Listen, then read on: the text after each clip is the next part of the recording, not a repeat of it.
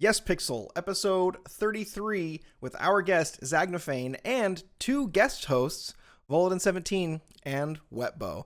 Appreciate you guys. Thanks for popping in to help out a little bit. 52 Chains has had a little bit of trouble with his PC. We'll get into that a little bit later, but for now, let's say hi.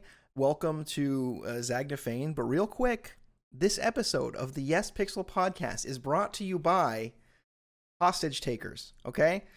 Hostage takers have told me that if you do not subscribe to the channel, they will not give 52 Chains his computer back. That's just what they told me. I'm sorry, okay? They took his computer. I don't know what to do. I'm sorry. You know, you guys gotta help us out here, okay? Please subscribe. And please subscribe, please. All right, Zagnaphein, how's it going, man? Babis, the infamous, the one, the only, the Anubis-headed, the man of the cave, a man who's only been on the server for about a year, but quite a lot going on. How's it going, man? Yeah, hello guys. Nice to see you all. Thank you for inviting me. Yeah, it's been like a year and almost a week. A year and almost a week. Yeah, you just did your year anniversary stream. How'd that go? Yeah, well, that was fun. Plenty of people came in. It was enjoyable. It's crazy how the things that if someone told me like a year exactly ago, someone was like, hey, you know what? In a year from now, this is going to be happening to your character. I was like, yeah, sure. Bullshit. Yeah, it can happen like that for sure. I'd like to say something. My first time running into you, Zagnaphein, the first thing I noticed was your voice. It reminded me, I thought you were a voice actor. So you know Pirates of the Caribbean, you know Yeah. I think the last one, I'm not sure, the one where Jack Sparrow is young. And it's the guy who's got like this black liquid oozing out of him, and he's a pirate. And he says, Jacques Sparrow. Where are you? That's the one. Oh, you nice. sound just like him, man. He does. It's What crazy. the hell? What the hell? Are you Jacques Sparrow? Exactly. Where Yeah. are you hiding? You would make, if you wanted to, if Red Dead was this thing where Classic, has the hardcore server, or if there is a hardcore server that's coming around the window, your voice alone, you'd make such a good fucking villain. And when I mean villain, I don't mean Prim who runs around robbing people's handbags. I mean villain who's menacing. Hey, 52. Who tells you I'm not playing a villain? Shit, you ruined it for me. The surprise. Hey, 52. There's is there like a mic on your headset, on your headphones? Is there like a little like built-in microphone like right here? No. Oh, okay. It's on the phone mic. You don't have like AirPods or anything? It's just this? Okay. No. All right. Could you bring the mic a little closer to your face a little bit? It's just like kind of hard to. Is this close enough? Yeah, that's good. Just hold it like that for 2 more hours. That beautiful mug. There you go.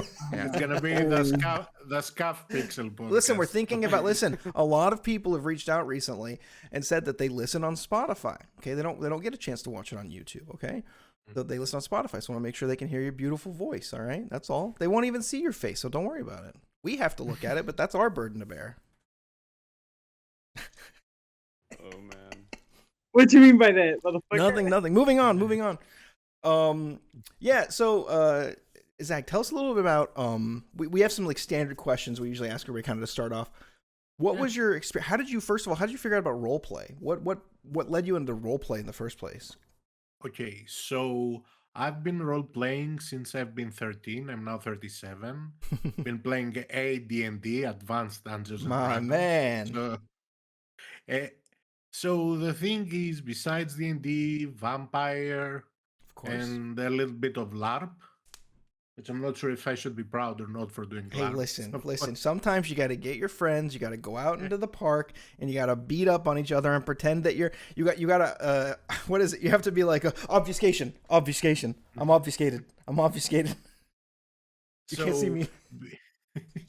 So besides those things, I had kind of left it a little bit on the side, and then COVID hit, so we couldn't play D&D besides, Roll20 and online. And while it was the period where the Among Us was popping off, and while I was watching the usual group of Saikuno and everyone else. At some course. point, I saw a pop-up on YouTube about something being called the Rainbow Road. I was like, what the fuck is the Rainbow Road? And that was my first experience with Nopixel, watching the video of the Rainbow Road. So then I started watching clips because back then Saikuno was actually making daily uploads from It was a good time. GTA. Real quick, so for people that don't know, Rainbow Road was, in order to rob like the vault, you used to have rob one bank with a green card, and then rob another bank with a red card, and another one with a blue card. And it was this tier of colored cards that you would have to gather in order to go and rob banks. And then finally you do the vault, and then that's the big one. So it's this Rainbow Road to try to get to the gold at the end of the rainbow. Go ahead. The You thing know what? is, they did that in one day. They robbed all the banks in one day, which was the crazy thing. It was the then, heist to end all regardless heists, if- basically, right? What was that, Pretty 52? When you said Rainbow Road, I was thinking like Nopixel's play on Silk Road, like the dark website. Oh, yeah. I wanted to go back to LARPing. I want to ask you a question about Mhm. LARPing. Have you ever run into anyone that's like power games or anybody else doing a LARP session? Like refuses to die and says 1,000 plus damage. Yes, the game master and his group. No. With the game master, of course, Oh, was so like playing his group. So yeah, like you can only servers imagine they on were immortals. Oh, so goodness. servers like other servers we play on, where the admins in there click Yeah. like hey, all right. I mean, I guess roleplay server problems translate well to LARPing. That's great. What Oh, about 100%. ERP? I'm joking. Don't answer. Don't answer that. Don't answer that. So Silk Road's what got you into NoPixel, huh? Yeah, Rainbow Road. Or Rainbow Road. Rainbow It's Silk Road. Road. Damn it, So- 52. Silk Get out of Road. my I head. don't think we should talk about that. Yeah, this guy illegally bought NoPixel on the Silk Road. Oh, So I started watching videos, right? And I'm starting to see like, hey, holy shit, this is something good here. And then the whole arc with the casino started, which it started from robbing the lower vault, then robbing the yacht, then the endless weeks of VAR, which I've reached to a point that I was not sleeping to stay awake to see the tries at the VAR, and then nothing was happening. So That was the virtual reality with all the computers, right? With all the Oh AI. my god! That yeah, was that I they forget were how going intricate that crazy. shit was. yeah. So then I learned that NoPixel had a public server. So I was like, okay, let's give it a try. It was really interesting, and I found plenty of people to RP. Although it was really hard for me to get in because unlike the whitelist, the public server has 3 resets, which means like it's on 8 hours. So the first one for me was happening at 6 a.m., then Okay. 2 p.m., then 10 p.m. So you can imagine for me to manage to be in, I Ugh. had to wake up at 6 a.m. to queue Yeah. myself to get in. And unlike the whitelist also, I don't think back then public had shuffle. I still don't think public has shuffle. Wow. So you were either sniping and when you were queuing, you were either lucky or at some point you have to wait hours and hours. Ooh.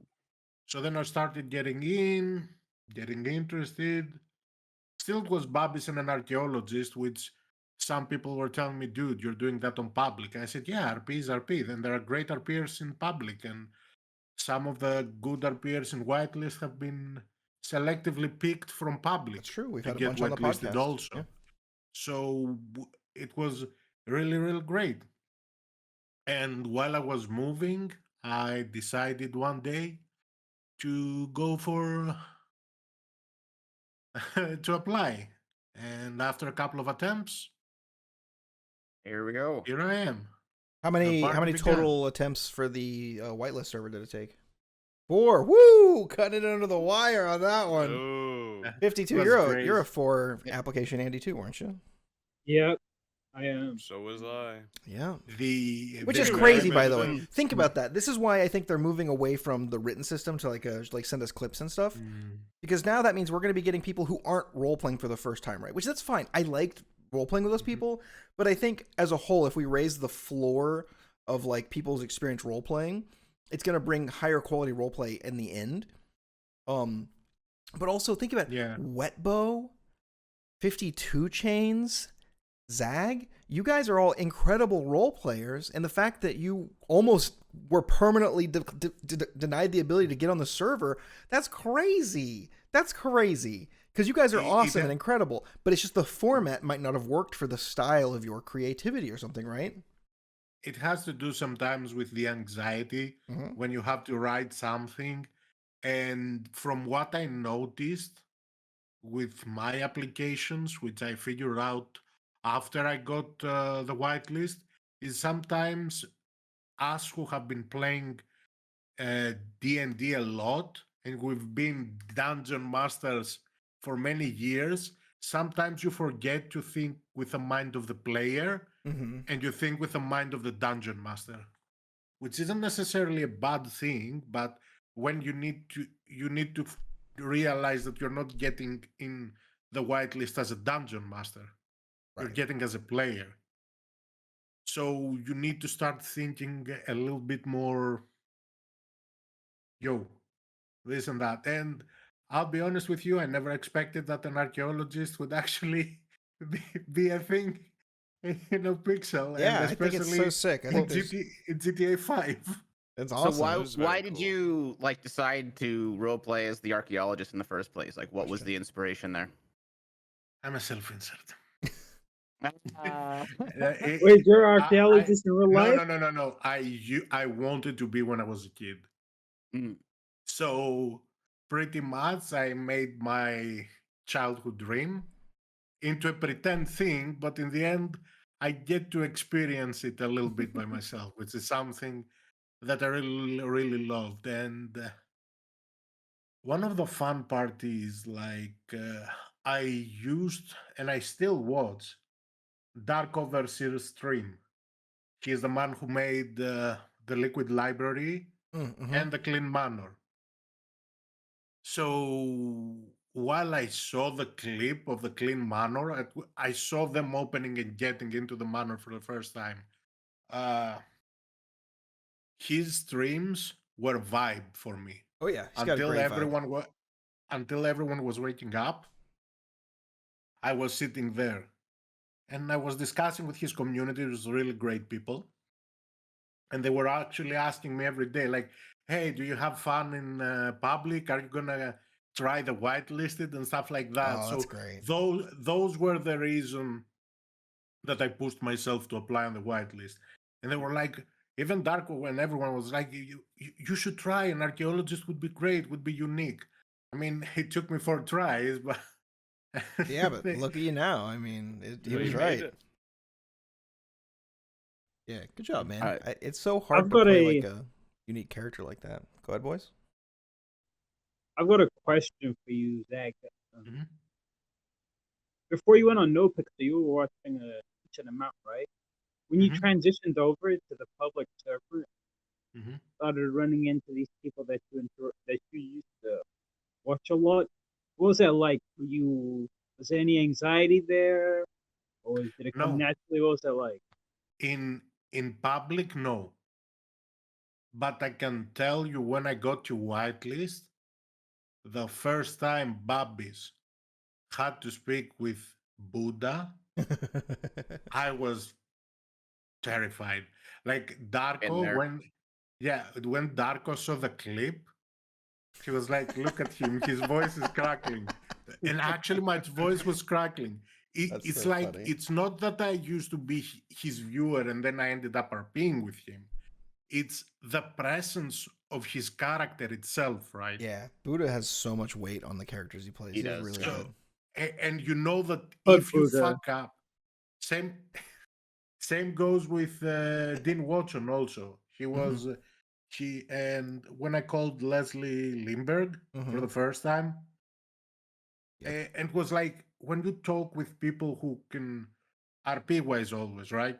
Mm-hmm. If you make a mistake and you know in the future you might actually have to build something, and with Rami also with their characters, if you fuck it up, you're gonna be like, how do I salvage this one? Yeah. It's like, That's but also good RP, right? yep. It's like it made me feel like I was actually having a job interview, and I couldn't fuck it Nice. up. Yeah, because the stakes are so high. Yeah. But I Yep. feel like you would have such an advantage if someone called me and it's the first time I ever interacted with them and they had your voice. I'd give them the That's time of day interesting. Right because of how away. cool Super it is. interesting. Yeah. Mhm. Yeah, and you, Volodin, you said something about it being role play. On the server, interactions like that, the stakes are so high that I'm talking from my experience. Yeah. Like some encounters, the stakes are so high because it's first impressions, right? They're Mhm. getting to know your character, sure, but then Sure. there's an undertone where they're getting to know you as a person Mhm. too, Mhm. because you are the one playing the That's character. true. That's And true. if that Yeah. encounter goes wrong, you're not just thinking about role play scenarios like that. You think about rules, and rule break, and Yep. vibes, and not That's trying true. to fuck Yeah. it up. You're right. At the beginning, it's more that I guess I'm looking at it more. So I guess where I was kind of mentioning it from. So recently with Titus, so Titus and Buddha, we've never really been like had like a really close set of I've never represented him as a lawyer, Mhm. never did anything for the clean boys, anything like that, right? So for the longest time, whenever there would be, and I've always tried to play Titus as remembering things. So if I had this interaction, I would treat this character based on that, right? But for the longest time with Buddha, I think it was just because we interacted so rarely. He would never remember what last occurred, so I would be reacting to it how I would see Titus reacting to it, And and then you'd he's get a just who?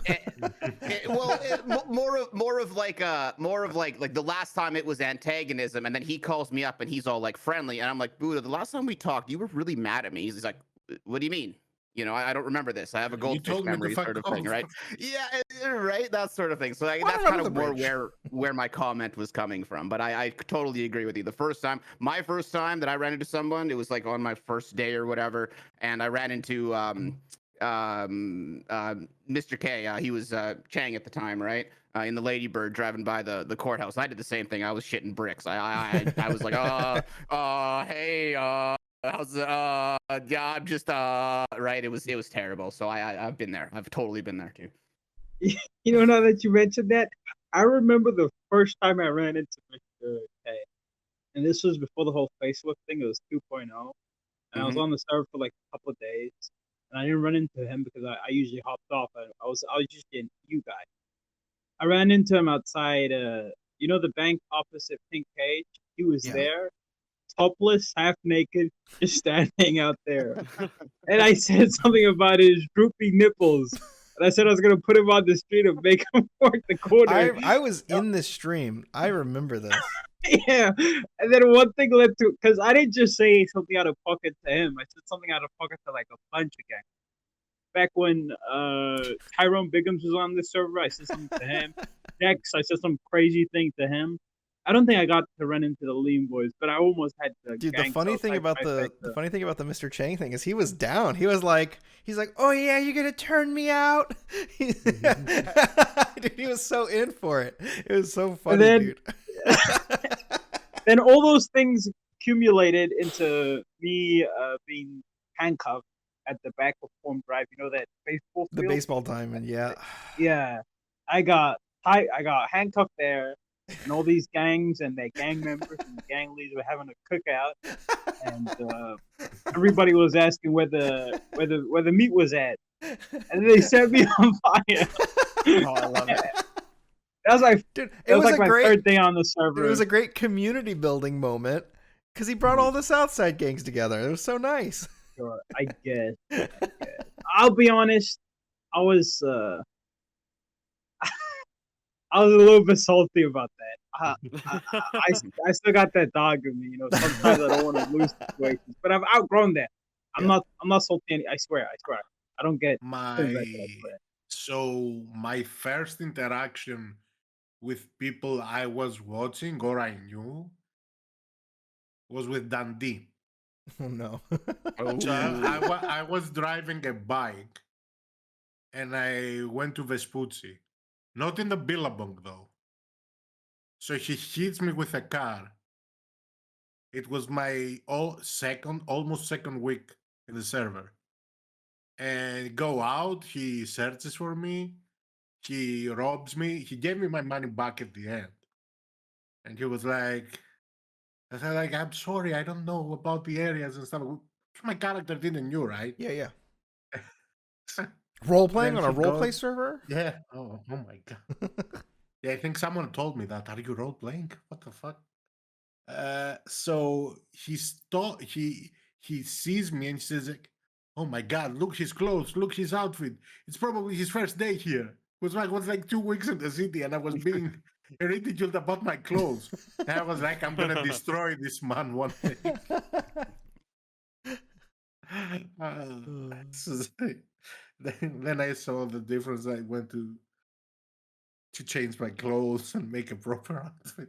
That's a great. Sometimes the veterans of the server can give little hints about role play and about like culture without like going like, "Hey, use your X muscle."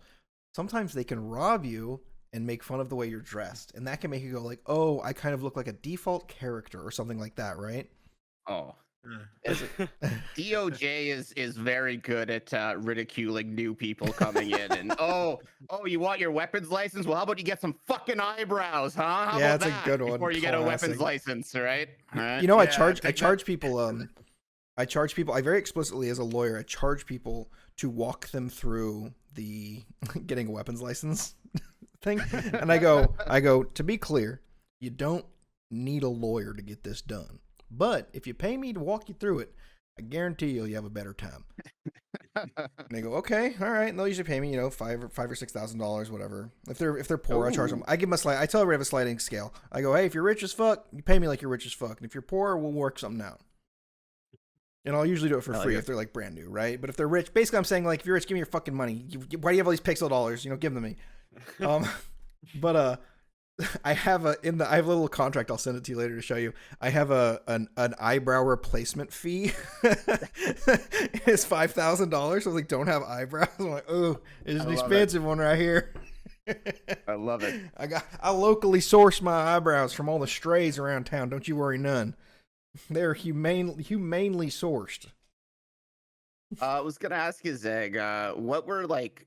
Was there anything you had to adjust from like your expectations going into the server to like what you eventually like role played as? Like any adjustments you had to make in terms of your character or how you want to role play or anything like that? No, because surprisingly, it felt like the server was adjusting to me. Oh, nice. It's because the fact that I was playing a character which is an archaeologist, right? Which is something totally crazy to be like, hey, I'm gonna play this character in a modern setting in Los Santos, like in a place with drugs, guns, fast cars. You have a guy who's gonna be like, hey guys, you wanna go and start check the ground a little bit? To see if we can dig down here. Dude, I'm so sad I never got to run into your character because like Stanky Leg would have been so down. An adventure? Digging in the dirt? I'm in. It's it felt like I'll say something that not many know. Babis used to do Oxyra. Oh no, Babis. Criminal scumbag. Babis. All right, So Judge, you I heard had- it. You heard it here, Judge. Lock him up. I had Babis had a friend in the city. So it was, one of the first people you meet. To be fair, 3 days into the city, one random guy comes into the apartments and starts saying how people can do weed and push oxy. Okay. Yeah. Yeah. Hello, my name is Meta Unlock. There was a similar situation in public, which happened in my first 2 hours into the city.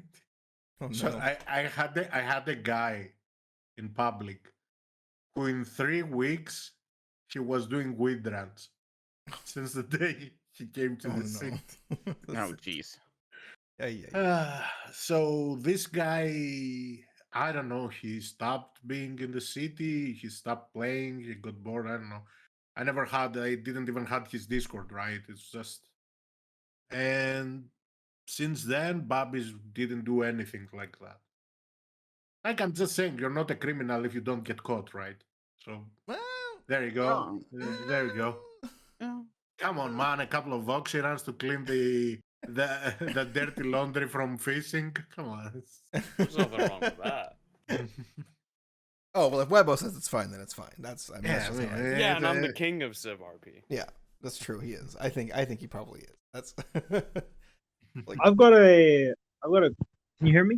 yeah. Yep. Can you still hear me? Yeah. Okay, just making sure. Webbo, I have a question hold on, for we you. can't How's hear it? How about now? that was way better. We Can you good? Yo, Yeah, what's yeah. up? Okay. It's all good. How's it been being the new, head honcho of Wu Chang? Oh, CEO of Wu Chang Records. Dude, this guy, Uh, can I say something? I go to message this guy. You cannot send messages to this person. What? And I was like, Yeah, oh, he's and a then I big thought about deal it for now. 35 seconds and I was like, oh, he's the CEO of Wu Chang. Okay, never mind. I got it. Yeah, as soon as you get a position like that, people just start DMing you on Discord like all the time. I bet. And it's Must I be mean, nice. yeah, I'm trying to watch what I say here. I run into, I would say, some of the most talented people on the server creating music. I also run into people who want to just make music and not roleplay, and I Mhm. usually turn those people Oh, away that's so good, dude. I'm so happy. That's awesome. because I care more about Wu Chang being like a roleplay hub more Yeah. than just being like music school. Dude, I think it needs that. That's great. Yeah, it's been a lot of fun for sure. I've had some great business RP. I mean, I talked to Babis on Hardy Hardy like a few True. days ago. I ran That into was that was good, RP. And speaking of my interactions with Babis, I remember playing Amadeus, and it was during the Skeleton Pirate event. Oh, And I get on this ship and I'm sneaking around and I just see this other guy sneaking around too who had the same idea where he's just sitting there on the ship and I was like, I had this idea first, man. Who is this guy? That's why I knew he was probably a good role player because not a lot of people do stuff like that. Mm-hmm. Oh my god, missed opportunity, man. They could have cast you as the villain for that event. hey, give them Okay, ideas. shit. Maybe they'll cast me by Yeah. the end of 3.0. True, true. Maybe the dig site is gonna bring the end of 3.0. You don't know. I mean, Amadeus has his theories, you know. Maybe I'm the puppet master. Yeah, maybe actually. Maybe, Okay. maybe. Wait, are you the Sure, puppet sure, master? I- Hold on a sec. Wait, are you the PM? What the? Have you seen Ooh. me? Have you seen me and the puppet master? I in the I same room? haven't. So I mean, Ah. I No, have. I love you, wise guy. No, I'm not the puppet master. that's great. Oh. How have you been enjoying the mayoral arc there, Zeg? Obviously not mayor, so- but deputy. Yeah, I mean, some people say I'm the mayor of AU, so I love it. Like, I didn't expect it to come. It was at some point that Eve came and told to Babis and like, hey, would you be interested in something like that? Yeah, how did so? They were like, yeah. Did you guys have like a relationship beforehand, or what? So Babis has been trying to work with Cerberus regarding the dig site and the museum. Yeah. He was also discussing with Rami, but Rami wasn't talking with Babis that often. Sure. So at this point, Babis was also preparing to do his presentation to Cerberus. Buddha had seen the dig site in the phase 1 before it even opens, And he was like, "We will do everything for you. Cerberus is here to support you 100%." Oh, let's go. And then I had the meeting with Cerberus where Buddha wasn't there because, he had the issue. He couldn't be in the server. Yeah. So then after that, it's pretty much we were all talking, we're discussing it. Then the dig site opened. You remember what panic was happening back there? Everyone was running there. It's crazy stuff going on. I was like, yes, There's something new. I have to go see this. There's something shiny. Let's go. Everyone keeps asking what muscles we should use. And me and Dennis, like huge credit to Dennis 3D, who's playing Bob, and he's one of the developers. The fact that this man, with 3 months of myself into the server, I showed him a 3-page SCAF presentation, and the guy made this. Like, this guy is one of the main devs of Nopixel, and he liked my idea, and he actually made my dream come true. That's Babis's awesome. dream and my dream. Like, how many people can say that they've been in a server that big and their idea actually became a thing? Yeah. Yeah, that's rare. Honestly. Super rare, yeah. And so then Eve one day asked Babis if he would be interested to become a deputy mayor in case Lang would ever go for mayor. And Babis would say, yeah, sure. I mean, Babis had already an offer by other potential mayors. And he was like, yeah, he wants to help because for Babis isn't a peak on the city, that position. It's one more way to help more people. And this happened. We campaigned for 4 days and boom. Everything went as planned. Nice. Everything went and was fun. It's so rare on the server for you to just like plan something and then it works. It's like, oh wait, it worked. I mean, can't say the same for Osvaldo, who's been campaigning back then for 5 months and then lost. But it's like, but it was so much fun. Like the things came then. Then Babis got the responsibility of watching the business proposals, which gave him what he wanted, right? Direct discussions with the people and try to help them even more. A role play, yeah, it's great. Talking with people, hearing their ideas out, dude, it's so good. There's so many good ideas. We've talked about this before, but I had a really cool business plan on Stanky Leg. I raised a ton of money. I think it was like $600,000 back when that was a ton of money. The women was the second one. So the first one was I was trying to do like a payday loan company, like a small where we didn't use city generated money, where it was all money from like investors in the city. So there would be like 2 years later. Yeah.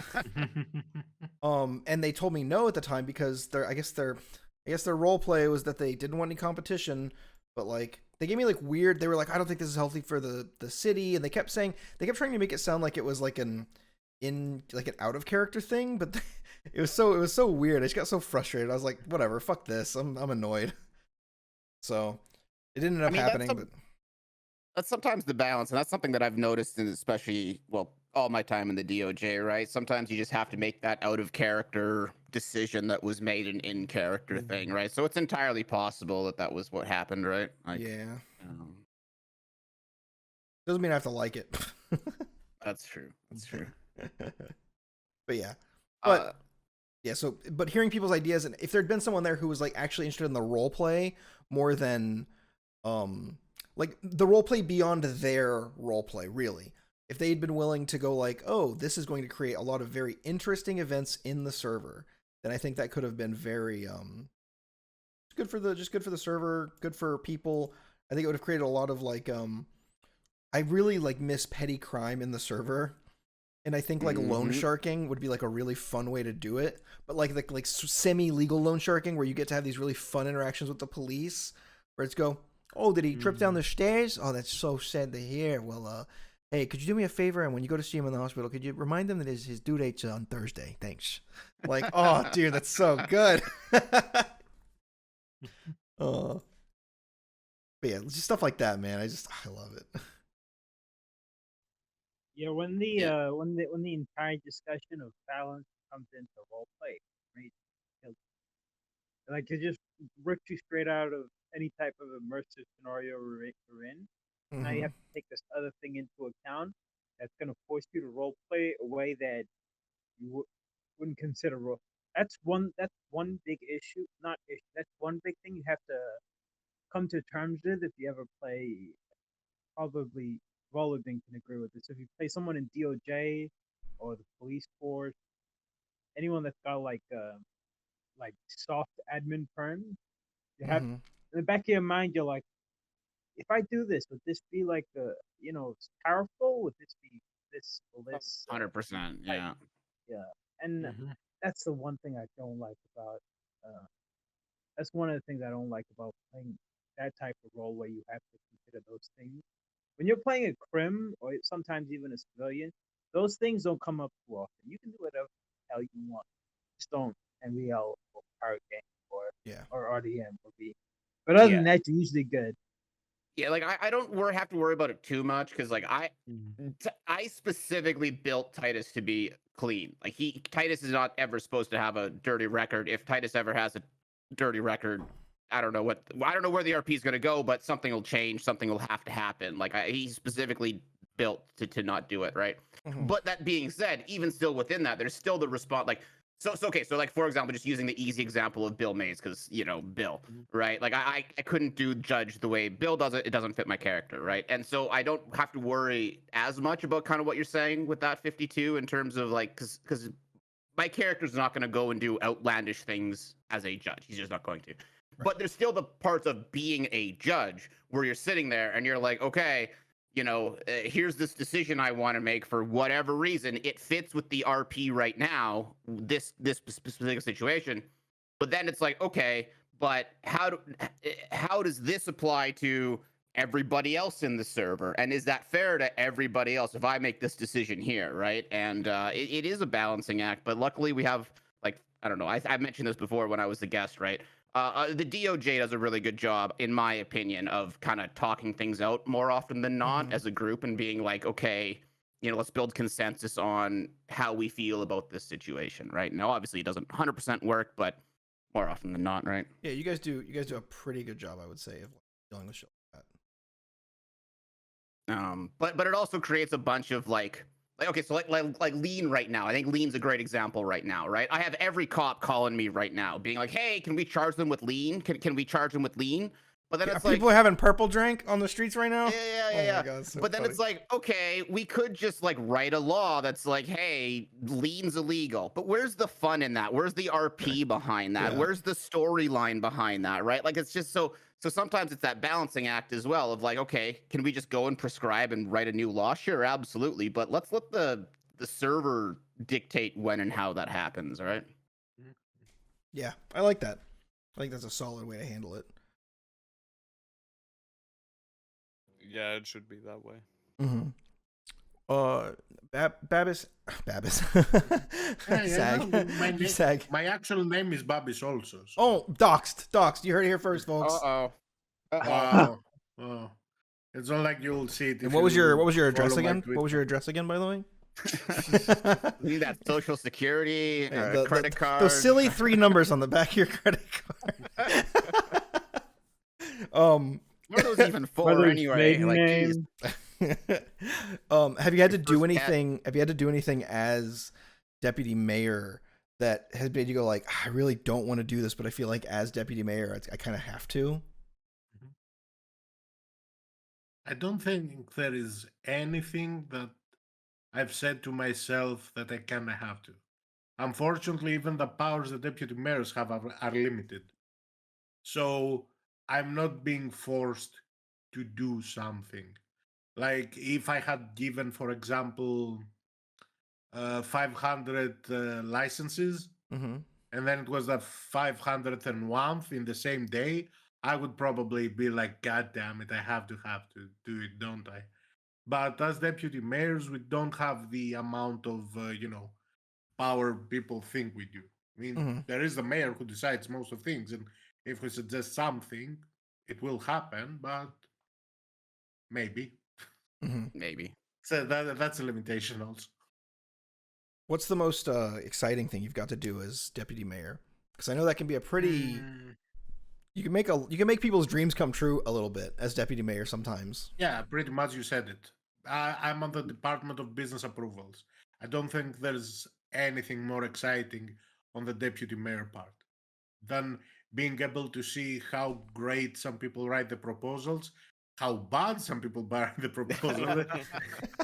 And some people who call me, hey, who called Babis and like, hey, is my proposal ready?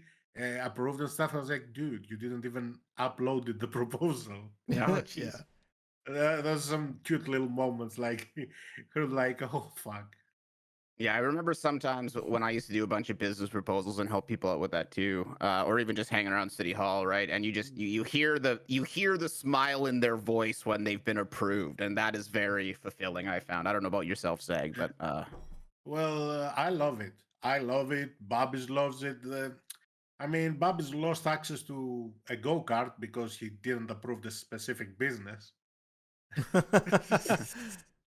How come you didn't? Why didn't you approve the go-kart business?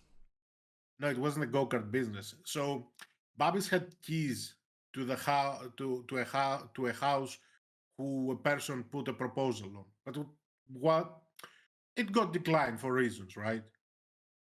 And the person took the house keys from Babis.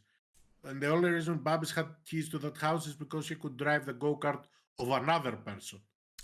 So, okay. So somebody was mad that you denied their business and they took your access. Yeah. That's actually, I think that's interesting though. That I think is fine RP, especially if they're like, oh yeah, you're not gonna approve my business, eh? Yes, I'm taking that thing from you. That's great. I've said it before and I'll say it again. Conflict and consequences drive RP. Yep. And yeah. As long as they stay in a normal thing, right? As long as it's all in character, absolutely. Out of character shit, no, absolutely not. But. Yeah, and even if something annoys you out of character, and you're like, this doesn't feel right, you can still go, okay, how do I take the frustration I'm feeling and turn it into like good, healthy fuel for the RP for my character, right? I think it's the healthy part that really some people miss. Well, and it's not easy, right? And it's such an easy example for me to use all the time. When Titus was removed as a judge, that was easy motivation for all the RP I would have wanted to do and where I could have taken him, right? I could have made him the next Southside gangster number 722. You know, like everyone has the options available, and then you have the easy RP reasons in character to do those things, right? Like. I don't know. To me, when those kind of major things happen in your character, like, does it suck? Do you have to get over it? Sure, but it's also, to me, the biggest motivation for easy RP and content, and moving forward with your character anyway. Yeah, true. I mean, when John Hydra got fired, and I really disagreed with it out of character, I could have stomped my feet and been mad and cried, but I was like, I'll just try to be judged. That seems fun. Like, let's do that. Like, why not? Yeah. And I almost made it too. If it wasn't for you pesky snowballs. Oh, don't worry. Bill will get fired soon enough. Don't worry. Yeah. You might actually be able to run again here pretty soon. I don't know when the next elections or if they're happening. I don't know if you have any interest in it, but yeah, we'll see. I think as a form of role play, and for the people that are like long-term lawyers and lovers of lawyers, like people like you, Evil Shatner, who plays Anna Swallows, haven't seen her in a while. Oh, I'd love to see her back again. I think I saw James James Hayes, who is played by Mad Bush. Mad Bush, yeah. Dude, all the respect in the world to people that can play those characters. I really, genuinely, my heart of hearts, don't get much out of lawyer roleplay. It just doesn't drive me. I don't get excited for it. It's a thing that I feel like I can do and I can make good roleplay out of it. But it's kind of like it'd be kind of like trying to go like, oh, I guess I'm gonna go, pick up whittling because that's the only way that I can be in my friend's house and have all his friends around him. You know what I mean? I know what you mean. No, I know exactly. And I mean, for me, I guess it's a difference of like, I grew up by needing to whittle, I guess, in order to pay the bills. And so I'm just used to whittling, and so the fact that I have to whittle is just like, it just comes with the territory, I guess, right? And I think that more than often for the like, I think a lot of the people in the DOJ, like the people who've been around for a long time, we just want to see it grow and succeed and be a fun place for RP for people who want to engage with us, right? Like, I will, you guys, and the other thing too is, like, there are those people who just, like, when I'm available and I see, like, certain, like, don't get me wrong, when I'm available, I'm still taking every bench trial that comes across anyway, as long as it's reasonable, right? But there are those names that you see where you are like, yes, I am definitely taking this because you are not part of the DOJ regularly, but you create so much RP. Like, Costello is perfect. 52 is in here right now, right? Like if I see Costello's name on anything and I'm available, I'm in. All right. Yeah. I was actually kind of a little bummed. I was going through the docket the other day. I was like, "Ooh, a Littleman case, perfect." And I was like, "Oh shit, that was actually the one time I played my Littleman. I can't be involved in this. Oh, damn it." Right, but there are those characters and those people who they give so much to the DOJ, to the RP in general, that, like, I want to do everything I can to help sustain that RP as well, right? If they're coming to us. Makes sense. Yeah. But I will say the one time, okay, not the one time, it's very interesting because I love playing a cop on Nopixel. So I still have dreams about it. I love it so much. So every day I'm not doing it, it's just like a kick in the nuts. But when I get to go interact with the other cops as a lawyer, and I have this sort of like earned respect off the rip because they know it's John Hydra. But then they see me actually be a good lawyer. Like, I'm taking notes. I'm asking questions. They're like, "Oh shit, that's a great question. I don't know. How do you do that?" I'm just like, here we go. We gotta figure this shit out, y'all. Okay, we gotta give this guy correct representation. Okay, I understand what the charges are, but are we really gonna push all these? You really want to go fight all these? I know you can, but do you want to? Does it feel right? And so it's just a very interesting experience, and I really like seeing it from that side because we're still a part of the DOJ together, but sometimes we can have a different type of conflict, and also having conflict with them where they can't just tell me no feels very good. Because as a cop, they can just tell you no. When you're a cop, they're like, "No, just leave, go run laps." Like, okay, fuck. Yeah. But as a lawyer, I'm like, actually, you have to let me give this guy, what he earned. That's part of the Constitution. You can't tell me no. Yeah. So it's good. I'm glad that, and I don't want to get too far away from Zeg because he's the guest here, but I'm glad that you have that because that's sometimes, I think, I don't know. You hear stories from other lawyers about, like, not, how the interactions go with the cops and the cells. And that's something that on Titus I've never experienced because, I mean, at this point I've been around for so fucking long. I know half the cops anyway. And, like, when I go down to the cells, it's usually mutual respect, right? Yeah. But at the same time, again, I've played Titus a long time. I've also played Titus as the legal, like, I don't know if any cop has ever actually suspected Titus of being crooked, which I don't think you can say about any other lawyer. Now, maybe there has been. I don't really know, obviously, right? I'm not in the streams checking out people and seeing if they're, like, I have no fucking idea, right? But I don't think I've even given them anyone anything to suspect that for Titus, right? But anyway. Yeah, no, totally. You earn a certain amount of respect, and then you get to kind of perceive things from a different angle. Wetbo, how are you seeing the world from your new throne? How's your perspective of RP changed? Because you've done a lot. The great Wu Chang Tower above all of these other roleplay hubs. Yeah, I mean it's been fun. I still go out every once in a while. Like, I'll walk down to Burger Shot if I want to role play. Then I just go back to Wu Chang and just hang out with all the artists, make sure they're having good RP. Because I'm basically, as a CEO, I'm facilitating this role play for everybody. Yeah. For the artists, making sure their music gets out there. We're making events like every week. Literally every single week we have events. That's so good. We just did Martel's funeral the other night. Nice. That was pretty fun. I mean, I love being CEO of Wu Chang, and I love the music drama with the other record labels. Oh yeah, it's great. Because Wu Chang is the best. Right? I mean, clearly, what Cream by Creations? Who? I mean, we bought them. So Oh, okay. anyway. You just buy out the competition. Speaking of buying out, sorry, don't you? Because I know you personally love events. You're like an event guy, right? Yeah. So my you thing. kind of have like a bottomless pit of money for events now, right? Yeah, I mean, I can pretty much do whatever I want. That's and we've so been sick, doing dude. You're whatever like we living the wanted. dream, right? Because you could just make things happen for fun without going like, oh, let me go role play for 13 hours to save up enough money Yeah. to make everybody go play hide and go seek in Humane Labs, which was awesome, by the way. That was so sick. Mm-hmm. Oh, I took a bunch of L's before I took this big W. Oh, yeah.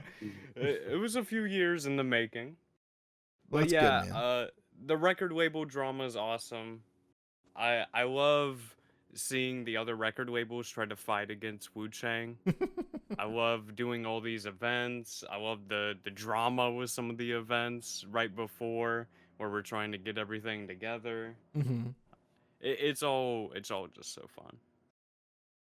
What's the I'm kind of I'll admit I haven't really followed the record. Like what's the lay of the land? Is it like no, I'm just like, okay, so I try to, okay, I mean, this is just me. I try when I'm not actively playing, and obviously I'm just in my little DOJ circle. I don't really go and watch other streams, right? So like if it's not happening around me, I don't really know what's going on. So like, what is the That's healthy. like? Yeah, what is the record label? For those of us who don't know, like, what's the lay of the land? Is it like just constant bickering back and forth? Is it like a cooperative thing? Like, what's the status of that world in RP? Well, there's conflict every day. But what I like about it is it's social conflict. Mm-hmm. So it's just, they're playing music artists, so they have these big egos that clash every day. I mean, the bimbos are there, if you've heard of those characters. Mhm. The bimbos are definitely very controversial. So every time they come through Wu Chang, it's a new situation, a new scene for everybody to deal with. But we also have like the hip hop drama, which is like its own little culture within Wu Chang. It's so fun. Like what I like about it personally, because as a civilian, I can't really do like a shooting conflict very often, but I can do social conflict all day. That's what I Right. thrive in. And I feel like that is usually more interesting than resorting to guns immediately. And that's all Wu Chang is social conflict. But sometimes we work together and it's awesome. Like making music, making events That's so happen. cool, man. Have you? Giving people opportunities in the server, Have even you- as just promoters. Yeah, because then you can like promote other people and do other things for events and stuff, right? That's so sick. Yeah. Have you run into anybody that's like really surprised you? That's like you've been like, whoa, like this is like a real hidden gem. Yeah, every few days. Nice. It's like a new guy. Who's somebody that's like on the top of your Yeah. head right now in terms of? There's this guy named Big Cheese that came through. Oh my god! I know. Wait, is this Big the Big Cheese- Cheese from early 3.0? Or is it different? Yes. Oh, okay. This is Big the trunk Cheese came cheese thief through. guy. Okay. And he played this music, and usually I would expect it to not be good. But I gave him a chance, and it was actually pretty good. Awesome. There was this guy, Loco. I don't sign anyone to Wu Chang on their first day in the server, or even the first few weeks. That's a great move. Make them roleplay a little bit. Make them earn it. Yeah, every audition I usually tell them to come back with a new song, just to give them a goal. Oh, Because that's if so I just smart, sign dude. everybody, it's no fun. Yeah. Right. That's what happened early But- on. People were just getting signed. Like, oh, you can sing your sign. You can sing your sign. Yeah, we don't do that anymore. And even if you can sing, I look for role players, not singers. How much is there's the whole like state funds now for the radio? Like, how much has that changed the record label stuff? I think that is like a big reason why it even exists, honestly. Because people made music as like a passion thing, but Mhm. now it can be like a role play career almost, or like a role play job that is actually beneficial and promotes more civilian stuff and more social RP. And makes the city feel more alive too. Like the radio's like a big deal. Yeah, we live in Los Santos. I feel like it should be Like that's why I always did the movies as well, Mm-hmm. and all the entertainment stuff. It's what I care about, because it creates a whole nother avenue for civilian roleplay. Yeah. Right on. That's good, man. I'm glad you and Zag are really making sure that people are, getting the. I just feel like I really trust you guys to provide people with the opportunity to wow you and then wow other people on the server. I think that's so sick, man. As Yeah, long as people are it's. having fun. I would say me and Zag have a big responsibility for the server, making sure these people get opportunities and making sure some people just need a little extra work before they get something like that. I've Yeah. got a question for both of you. Mhm. Your in-city role, is there like any? You have to like do work behind the scenes, like when you're not in the server. Oh yeah. Fuck that! I could never. Mm. I could never, man. That I could never do anything. I'm too lazy. But kudos to you for doing all So, that. so regarding the whole dig site planning and everything, Mm-hmm. of course, the whole design and everything was Dennis's thing, right? We had a discussion. How I was thinking about it. I gave him a couple of how would like it to be. Then he worked it and made it. The issue with the RP behind it, besides the whole stuff that happen and how people will RP themselves react to the whole thing and create their own storylines. There are a couple of stories that I had to prepare so it can follow a storyline. For example, what's behind the door? What's the dinosaur amber egg? And for example, the dinosaur amber egg storyline has been put on hold because Babalu hasn't been around. Yeah. He's been busy, Hope he's busy doing with okay. Hope some. he's doing okay. Yeah, hopefully he's doing okay. So practically that storyline, for example, has been in a hold, which is a good and a bad thing. The good thing is because I managed to think possible scenarios how it will take road and prepare myself with the stuff that can happen, but also it's like in a waiting room. So what's behind the door also now that everyone has found the skulls and the skulls were put in the door. I'm waiting for Dennis to have some time to finish what's behind the door to RP everything else. Which again, it's heavily influenced on the dig site is as when we're discussing it with Dennis, we both agreed that it's gonna be an RP hub. No mechanics, Mm-hmm. nothing. Love it. Like you can't go and dig, you can't do this, that, nothing. It's a pure RP hub. Just have You some can, food and water yeah, nearby so people can actually stay there. yeah. You can go down there. You feel something. You might actually find something. As I said before, like guys, if you find something there, sure, you can bring it to me to check it. But you found it, you can keep it, That's awesome. unless it's something storyline based. But yeah, I'm not gonna block anyone of how they're gonna RP it. Yeah, this is my place, but technically it's the city's place. Yeah. Things that are being found there will. The whole plan for that is for everything to what was found there, besides the storylines existing, is to move stuff and create a museum. Right now, most of the constructors, the developers, are busy. So I went there and took the storefront. And if I can move some stuff into the storefront from the dig site, I don't know if it's possible or not. I'm looking into it. I wanna create a unique storefront slash museum, and if it gets traction, who knows?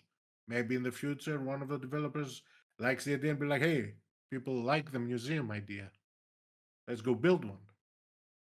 That would be so sick. Yeah. Dude, could you imagine that there's that spot that's sort of like it looks over Great Ocean Highway.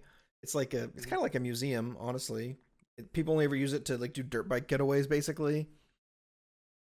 It's like on the same like longitudinal plane as the observatory. Yeah, yeah. I know. That would be Yeah, such a yeah, cool yeah. spot because it's like right next to the city, right? Mhm. It's really easy to get to. It's right next to Clean Manor. So great RP there, right? I think that'd be sick, man. There are plenty of places for a museum to open. I'm just saying. Just wait for it. Yeah. We're just waiting for it and see if hopefully the storefront museum RP gains enough, hopefully, traction. It's going to be like, okay, essentially the big arc for Babis would close the major arc, right? His dream to have his own archaeological site and a museum. Yeah. For now, besides the countless of arcs that he is inside right now. Mm-hmm. Yeah, I'm super excited for the museum. When I heard about it, I was like, oh, that's actually an awesome idea. And think about just like a place to treasure timeless things throughout Nopixel's history, right? What if there was a dodo bird, a petrified dodo bird for Randy Bullet? What if there was a tall pair of pants, for not Mel, I love it. James James Randall. Yeah. What if there's a Eugene Ellie's Orange, bike helmet, Yeah. Don't spoil stuff. It's in one of the theories.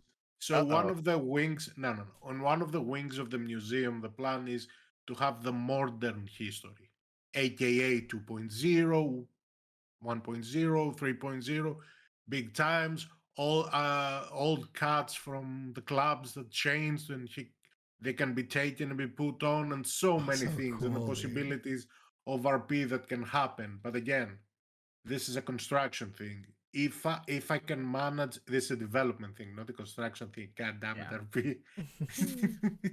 If I can manage to get some stuff like that and put them in the storefront, that would make me happy.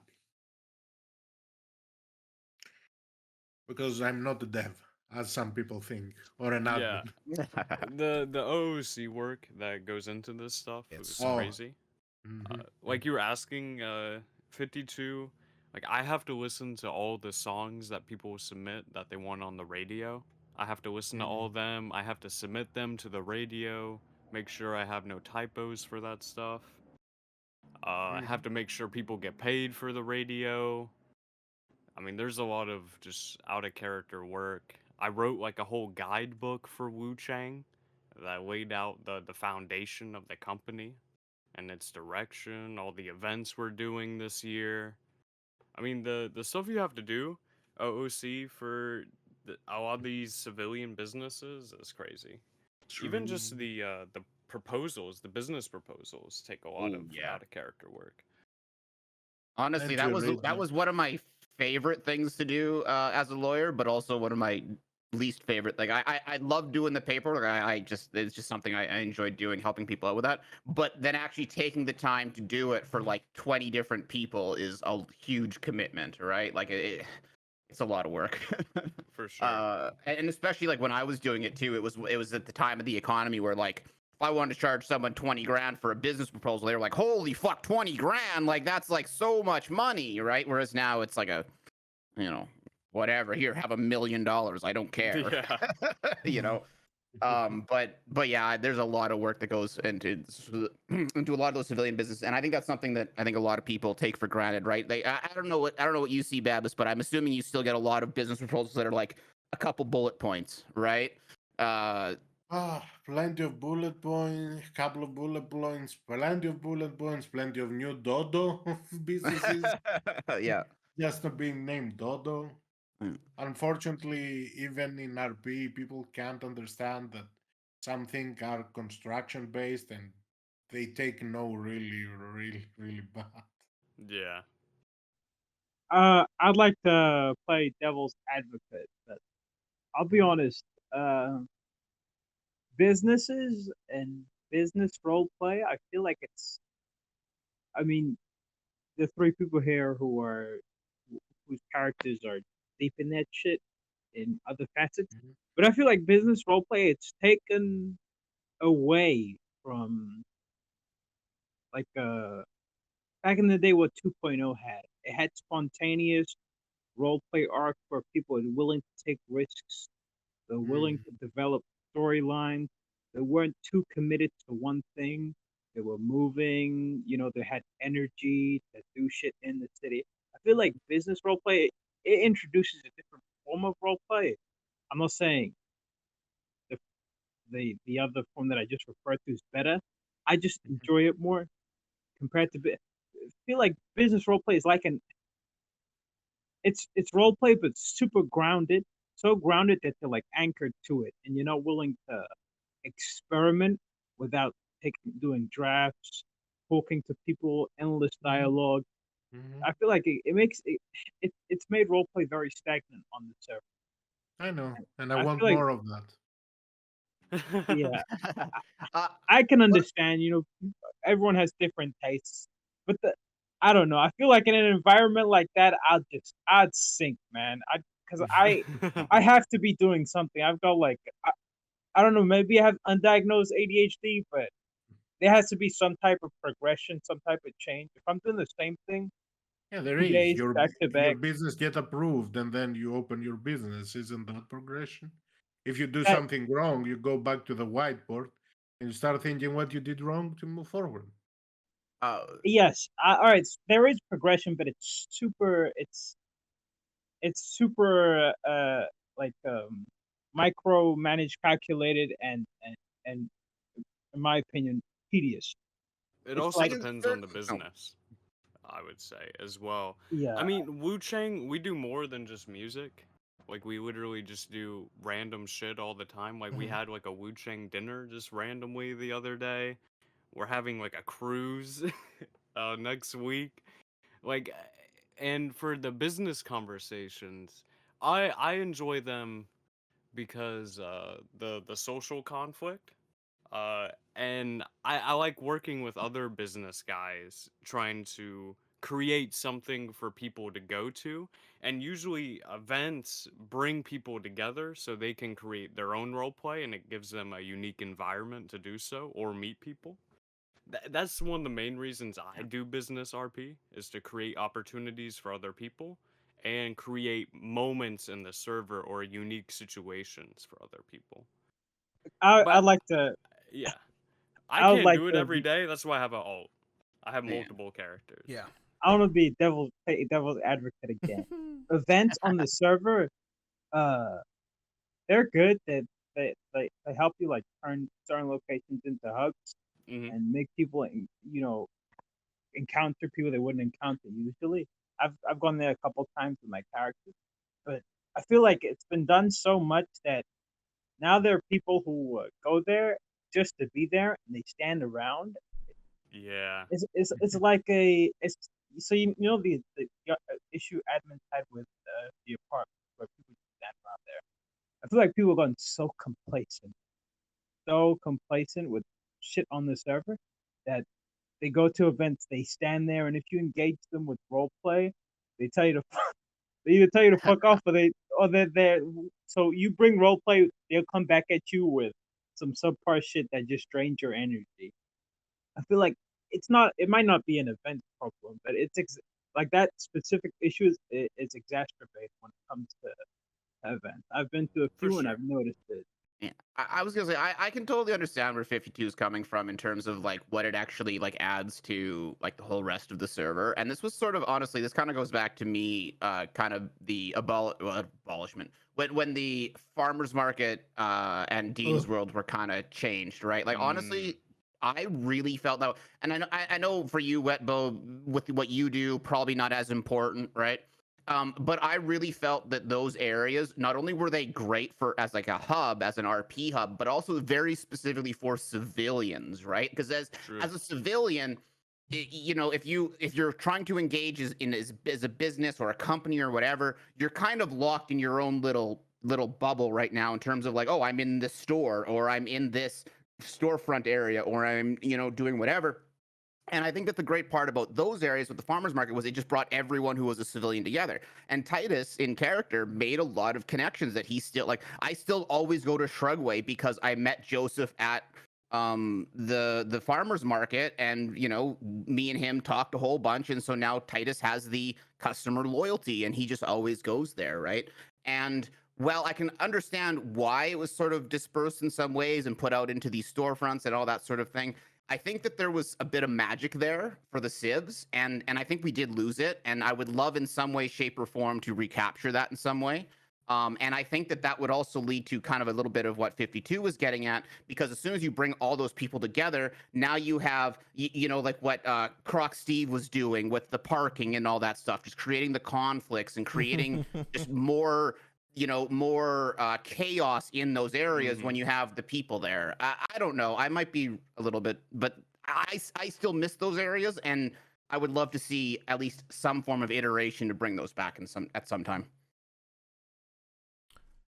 Yeah, dude, there's a lot of guys that provided a lot of conflict that, like, it was, I don't know about calling it little conflict, but it was conflict that it didn't seem to have any, like, overarching intention behind it. It was just like a little thing that added, I keep coming back to, like, having life on the server, right? Just things like that, having like Crocodile Steve just being mad about, the one thing or another. Dude, it's so good. So good. And I mean, you're right. Is it just a little thing? Is it like RP for an hour or half an hour or a day or whatever? Yeah, but you know what? I don't know. I like things that make the server feel lived in, right? Let's like I have the whole, we haven't done it a whole lot recently, but I have, the group of us DOJ, we made a bunch of like construction workers, right? And the whole point of it was just to be in the way and make the world feel lived in, right? Just like people are trying to drive through a one street area, and you're like, oh, sorry guys. Well, yeah, no, we blocked off like an entrance to like the vault or whatever. We blocked off the main entrance. We're like, yeah, we're doing the steps here. We're just concrete doing, and use the other one, right? And like just to be in the way, make the world feel lived in, right? I need to do it. We need to do it again. We haven't done it for ages. Yeah. Let me know the next time you do it, and I can watch you guys since I don't have Prime. Yeah. Well, I was gonna say, well, that's part of the reason, right? Because no one fucking. But yeah, but just like stuff like that. And I mean, I know I saw, like, was it the HOA guys were doing it for that little spot that was across from the courthouse, and as soon as I saw it, I was like, right on, thank you for doing that. Like it's just, to me, it's just those little things that it's like, okay, can we all kind of take a break from just being, drive, shoot, and do something? And I don't know, I want to see more of that. I'd love to see more of that. So yeah, I really hope that we can get, I hope when the server eventually resets again for 4.0 or whatever they decide to do, right? I really hope that the hardcore server or whatever, I hope they really nail down not giving people access to too much money too quickly like they did. I think, imagine if just now, within the last couple of months, people had started getting access to like regular AKs and shit, right? The RP up until this point would have been, I think, a lot more interesting. 2.0 went on for so long before anybody had an AK. I just think that there's so much more to role playing, even as like a powerful, strong, like rootin' tootin' thug, like straight up Mac Daddy gangster, than just shooting people. And I think that, unfortunately, because the way that the game works and the rules of the game work, sometimes like pointing a gun at somebody is the only way to go, I am powerful and you must recognize me as so, right? I'm 100% sure there is a plan for that. Yeah. Oh, I'm sure there is. I mean, they're obviously very smart. They run the best, RP server in the world for a reason, right? Obviously. But I think that's not true. That's not true. That's not true. I might confess that. I have a Minecraft server that I role play in. I'm the best role player in the world. So technically mine's. Well, yeah, but you just role play as the big dark dragon, and you just fly around and eat everybody and go, "This is the best server in the world." Ender dragon. I think the collaboration with the NVE is the biggest thing here. Oh, for the new server. Think about it. That in 4.0, people will have the possibilities, not just the free NVE, right? But due to the power the NVE gives you, so many computers and streams will be relieved with the use of NVE that some people don't use. What is NVE? Natural Vision Evolved. This is the biggest graphics mod that exists for GTA 5. Oh, wow, I've never heard of it. Oh, really? Yeah. You didn't saw the announcement of 4.0 back then that Nopixel will be working with a team of NVE? No, I can't read. Yeah. The fun thing is, right? So the main dev of NVE. So I know this guy for 10 years now, and I had no idea. You guys are like great Oh, buddies, geez, and he's that's awesome. like, So while I was working on my Nopixel shenanigans, I suddenly see him. So I was doing YouTube reviews, mhm. and he was doing. He was writing reviews from another website, and we ended up speaking on Steam because he saw that I could play the game and he could play the game. So when you get the game early, not only those who have the game early can see that you're playing. So we added yeah, each yeah. other, we started talking. At some point, we kind of got lost. I mean, it's been 10 years, Yeah, it happens. 19 years, who knows. So I see him getting on 5M. I was like, hey, yo, Ray, you playing GTARP? I was like, huh? It was like, I'm just working on a mod. Oh, really? Can I see it? Boom. He drops in the link. I was like, what the fuck? Oh man. And it's the NVE starting video has like almost 6 million views, right? Yeah. Oh. You're like, oh, okay. And then, Dude, what a flex. Can I see it? Yeah. Yeah. Here you go. Yeah, here you go. And then while I was RPing and everything, right, then the announcement comes on Twitter that in 4.0 they'll be working with a Nopixel. Send him a DM as, you motherfucker, you told me nothing. Of course. We have NDAs for stuff like that. Oh, yeah, of course. Yeah. And I was so happy, right? I That's know so his sick. work ethic, and he's such a nice person. And I was so happy that people I know they work hard, they're gonna be in that team. Yeah. You said the other day you wanted to ask me something, a specific question, Hydra, I did. about some thoughts people have about Babis and Oh, the other character. yeah. So Yeah. I've had a couple people like say like in kind of like, oh, like we were talking about Babis, and they were like in character. They were like, oh, can he like do things other people can't do? And I was like, well, he's got a goddamn underworld wolf head probably.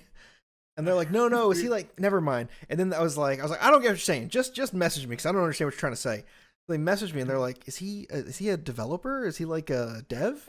Oh. And I was like, oh, you didn't know? He's one of the biggest devs on the server. They're like, oh, I knew it. I knew Correct it. answer. Oh, please don't say that. Get ready to people. Guys, I didn't say anything. I was like, oh, dude, Get yeah, ready he's a for super. super kiss I your was ass. like, how do you think he has the like? I said, who do you think else can wear a mask into the PD and they'll just let him? And they were just buying it. It was so good. Yeah. But yeah, And everyone's like, oh my god. they're like, is Babis a Sure. dev? And I was like, definitely, yes, he is. I'm sorry if you ask me a dumb question, I'm gonna give you a dumb answer. Yeah. Hey, this guy has his own dig site and a different mask than the other one. He must be a dev. No, it's just our people. Somebody thought- and I was like, enough. That's so funny. Somebody thought my character Pyro was a dev. Uh-huh. I don't know how. I named my character Pyro, and the last name was going to be like Infuego or something. And I started typing in Infuego, and then I realized I hadn't actually been typing because I'd like hit like the insert key or the enter key. I don't know. So I just been typing like nothing, and then I didn't realize it. And then I went to go check my character, and fucking somebody asked me for my ID when I was telling my name because I wear the gas mask, you know, because it's TF2 Pyro, and my ID just says Pyro. And it's awesome. So every time I show my ID to No, go for it. every time I show my ID to people, they're like, "How's your name just Pyro?"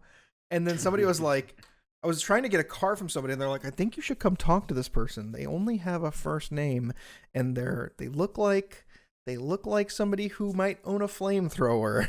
And they were like, "Okay, I'm coming." It's so good, dude. I love not correcting people whenever they make like a weird Yes. assumption. It's the best. No. In that assumption, people make you thinking a dev. Nope. Dude, nope, Titus, nope. Volley, I can't believe how quickly Whatever. you picked up on the words I was saying as Pyro, because half the stuff I'm saying aren't words. They're just mouth sounds that sound kind of like words. Well, I was gonna say, so that's what I was about to. And I was like, oh shit, I'm interrupting. I'll let you continue.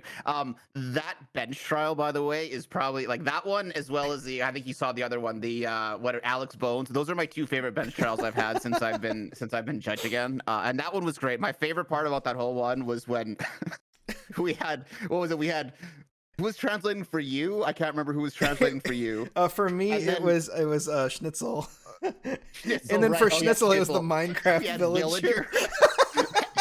And then Winston was always like, that's like, I fucking love Diode. That guy is great. He's so good, and, dude. He's so good. And like so when he was like, I don't understand, please have villager translate for me. And he's like, oh, okay. Like that's just every time it happened. It was He's like, oh, okay, perfect. And then we made a legal precedent that Ash was one of Pyro's best friends. And then when we left, nothing dude, that happens in a bench trial is a precedent, okay? She took it seriously though. She's like, well, I guess we're best friends now. All right. Where do you want to go, Pyro, since we're best friends? We're going to your sniper rifle. She's like,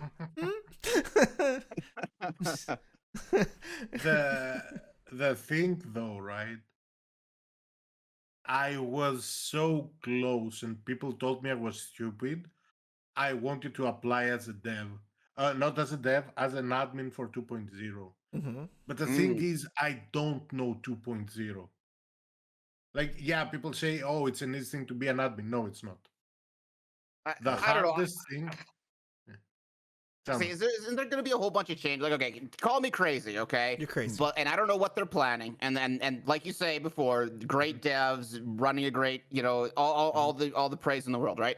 But there was like people who played in 2.0 when we switched to 3.0, it was fucking amazing. It was night and day difference. Like 2.0 sucked compared to 3.0, right? 2.0 was incredible, and it was beautiful and is a great memory, but in every it's measurable way, nostalgia, though, 3.0 right? is better. Yeah, like I think it's a lot of rose-colored glasses. Now, again, maybe they went through and did a full pass-through and improved a whole bunch of shit, and I'm sure they did, right? But like, what is it about 2.0? And I don't know, maybe some of you guys are excited to go and jump on it. I don't know, but like, what is it about 2.0 that people are like excited for? I think it's the simplicity. I think that everything's very simple. In 2.0, you just need like a crowbar to rob a bank truck. You just need to pull somebody out of their car to drive the car. You know, you can just pull you can pull civs out, you can pull locals out of their cars and lockpick it. Yeah. Yeah. All the heists are very cut and dry. When the game is mechanically more simple, you have to combat that with creative roleplay. So in 3.0, there's a lot of mechanically difficult things. I could never hack a bank in a million years in 3.0. Right. I just can't do it. My brain doesn't work that way. But in 2.0, like before they did like the weird letter number stuff, it was just like a timing game or something. It was like a fun little easy thing. And then you got your money, and then you started negotiating with the cops, and you actually got back to the role play, right? Mm-hmm. Like, don't get me wrong. I totally get that. Like any wipe, I think any wipe, anytime you're starting everyone from scratch is going to be amazing for RP, right? Like I think I think that you will see amazing RP in 2.0 for that reason alone. Also, we get an influx of new people every time we do a wipe. We get all sorts of people coming in, which is great as well, because no one wants to jump into a server where everyone else has millions and millions of dollars, right? Yeah. I don't know. To me, I'm just looking at it though. Like I remember 2.0, boys. It was another here we go, another bank truck. Let's go, woohoo! Nowadays it's another boost though. I guess right. Just change to something else. I feel like we're putting too much weight on the devs and the admins. When it comes down to it, it's usually the people role playing on the server that determine how good the role play is. True. The one thing, server culture. Yeah, the one thing early 3.0 had was a lot of big streamer names. And I feel like that added a lot of dopamine into the Nopixel, content creation sphere. People wanted to, I don't know how else to say this, but when you're cloud chasing, everybody was cloud chasing. Anyone who says they weren't cloud chasing back in early 3.0, well, they must be crazy because in order to get into early 3.0, you either had crazy cloud or you fought the queue, or Well, you had prio. well, I'll say that all depends on what kind of thing you want to be a part of, right? True. Like, for example, the civilian RP doesn't require to go after some, as you said, some cloud chasing or anything. You just build stuff or start from It, zero, and eventually will draw someone who will find that shit interesting. And I had someone. So when Babis in his fourth day in the city, he saw Cerberus on Yellow Pages and he thought it was a Greek company. Cerberus, Guardian of Hades, three-headed dog, Greece. Like he calls Nancy. That's how I met Nancy. By the Mm-hmm. way, I love Kate. Kate, we love you. I love Mm-hmm. you at least. She's a great role player. So I Oh yeah, called Nancy's her like incredible. 20 minutes before the tsunami happened, 40 minutes, I don't remember, the NA one. And she actually spoke with me. And the next day on the Cerberus meeting, one of my viewers on Discord sent me a clip. And I was like, hey, look, they're talking about you. And there is Nancy going up there, like out of nowhere. They had finished their meeting and everything, Mm-hmm. and she says like, "Hey, you know, when I notice something that's really cool, and there is this guy." And Leslie Lindbergh said, "I'm down for it. It's a great idea." Same, Dean Watson said something similar. Buddha said, "Let him be in the city. Let him grow up, and we see." Yeah. Fast forward 11 months later, I'm this guy's deputy mayor. And I have an archaeological head. So that was my only interaction. Like my first interaction with Buddha, Azarp, and stuff came 8, 9 months into the city. This motherfucker was just being the king of Dodo. Babis was just being the king of Dodo. that was something which also many people say, why are you sitting 12 hours, 10 hours a day down giving Dodo jobs? It's not about giving Dodo jobs because Babis wasn't making money, the amount of jobs, Mm-hmm. but it's the amount of the connections that were happening because Speedy was buying boxes. Andy was buying boxes. Who they were calling? Babis. How those people met Babis? Because Babis was selling them Dodo boxes.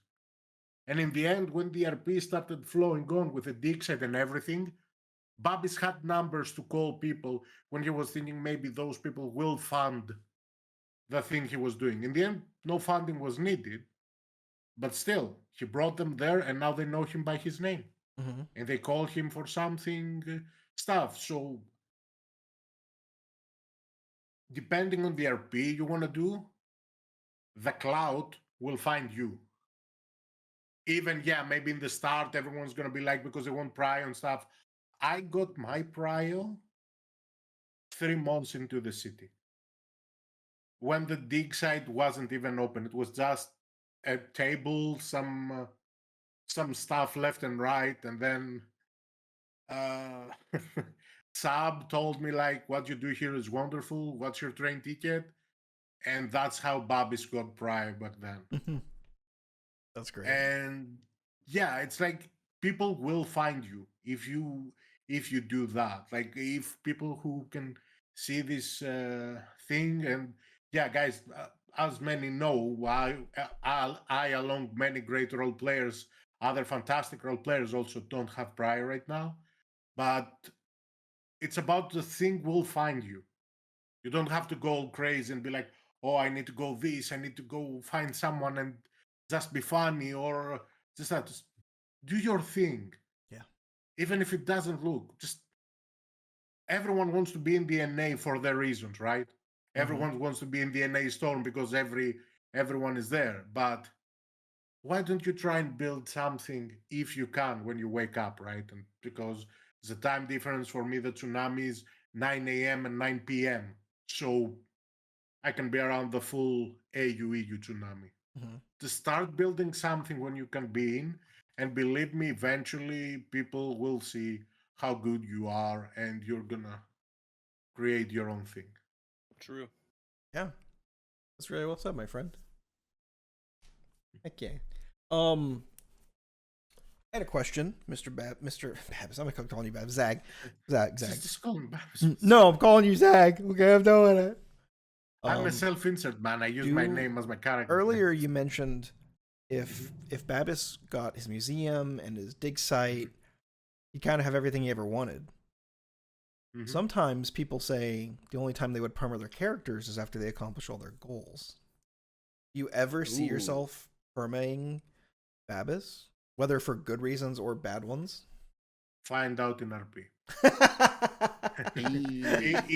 in a serious note, though, everyone has their own conditions and thought about perma, right?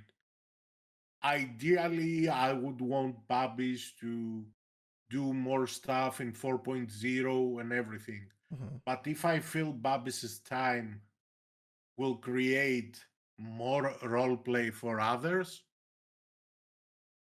I might go that route. Okay. Because a good perma can create so much RP for so many people. Yeah, like Trav, for example, who perma'd Giblets, the clown. Mm-hmm. that was crazy. I was not expecting that.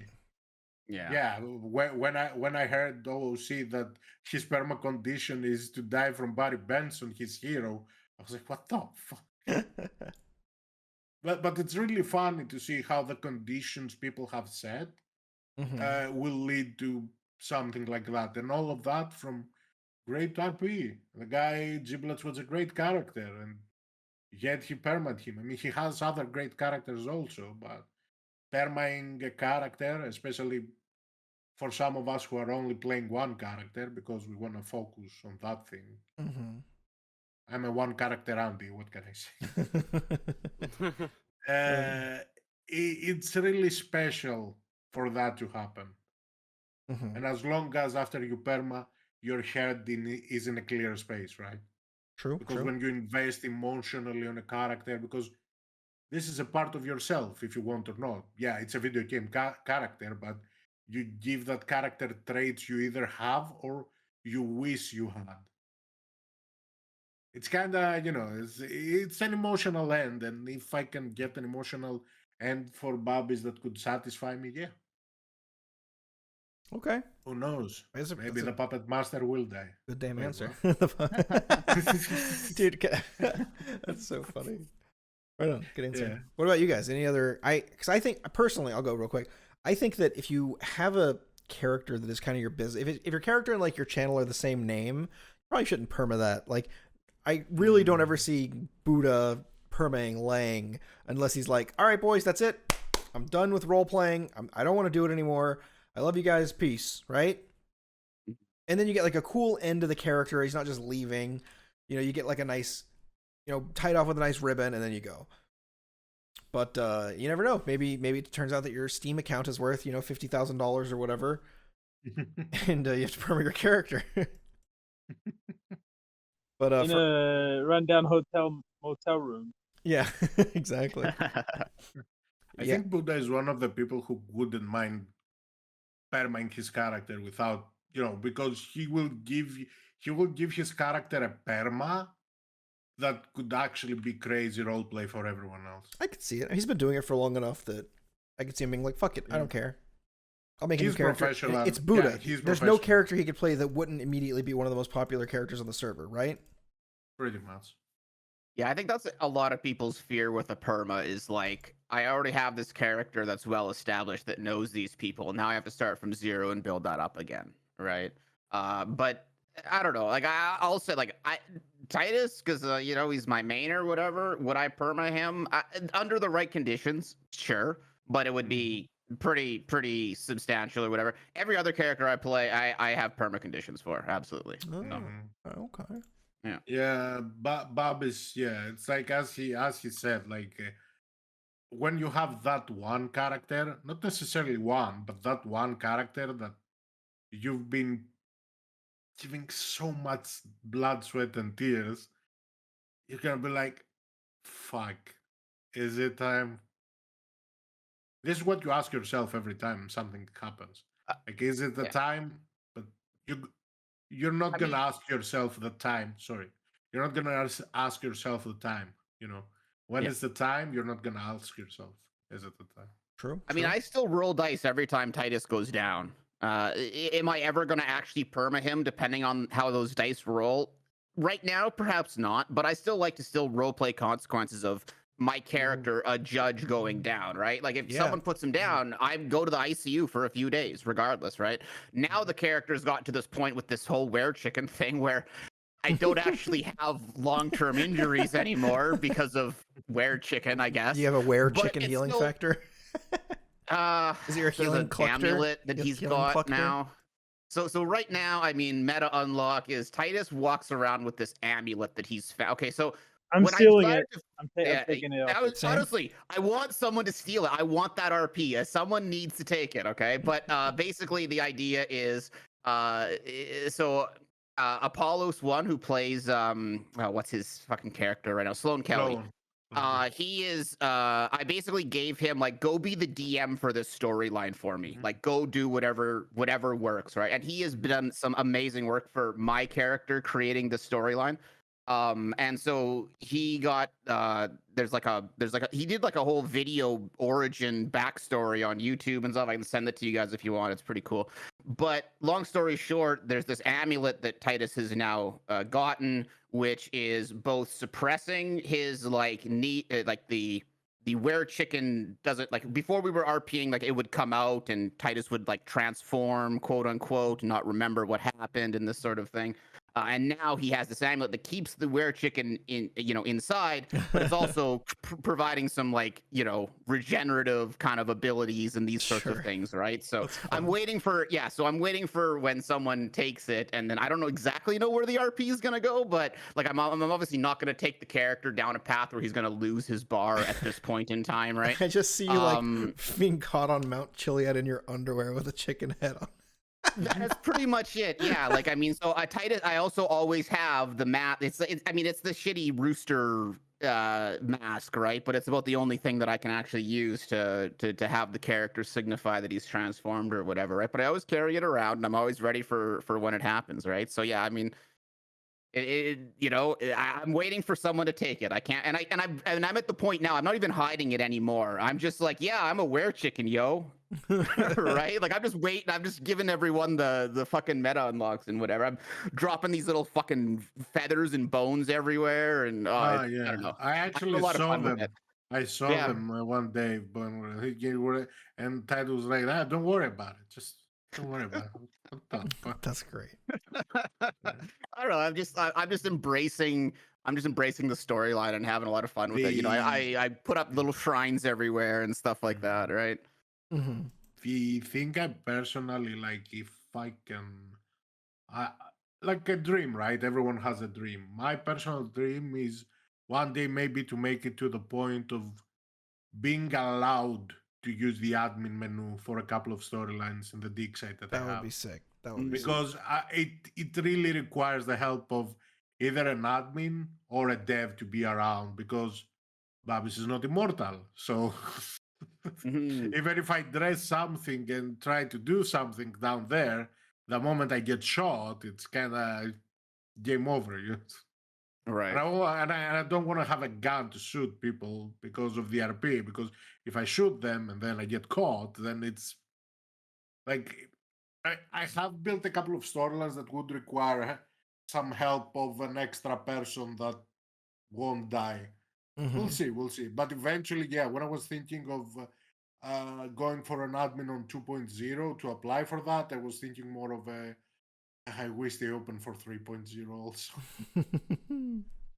I can see that. I want to help as much as I can, even.